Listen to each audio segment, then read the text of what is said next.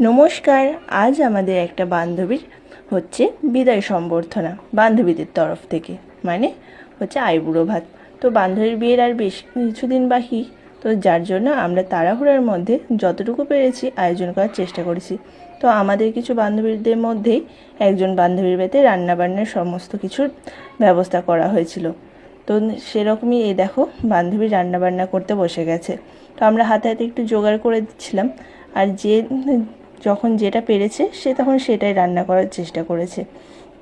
একজন মিলে তো সম্ভব নয়। ওইদিকে ফ্রাইড রাইসটা বান্ধবী করছে আর এদিকে পায়েসটাও হয়ে এসছে।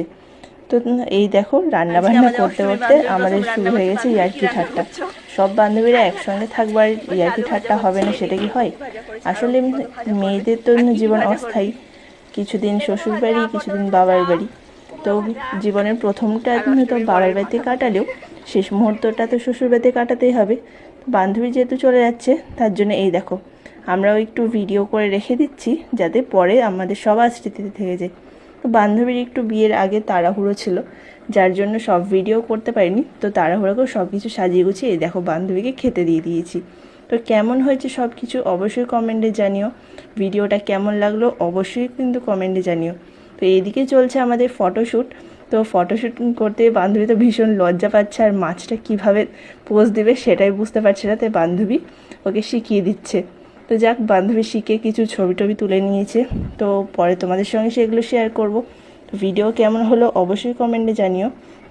আর এই দেখো, যেহেতু তাড়াহুড়োর মধ্যে ছিল আমরা সবাই পারিনি, কিন্তু একজন বান্ধবী ওকে একটু পায়েস খাইয়ে দিচ্ছিল। তো পায়েস খেতে গিয়ে বলছিল যে আমি মিষ্টি খাই না, আমার খেতে ভালো লাগে না। তো ওকে একটু করে নিয়ম রক্ষার জন্য খাইয়ে দেওয়া হয়েছে, আর ও পোজ দিতে গিয়ে আস্তে আস্তে তো খেয়ে নিচ্ছে। তারপরে এই দেখো আমাদের ইয়ার্কি ঠাট্টার মাঝখানে ওই বান্ধবী যেগুলো সব খায়নি সেগুলো এই থালাতে এই বান্ধবী বসে গেছে। তো চলো আজকের ভিডিওটা এখানেই শেষ করছি, দেখা হচ্ছে নেক্সট ডে, টাটা।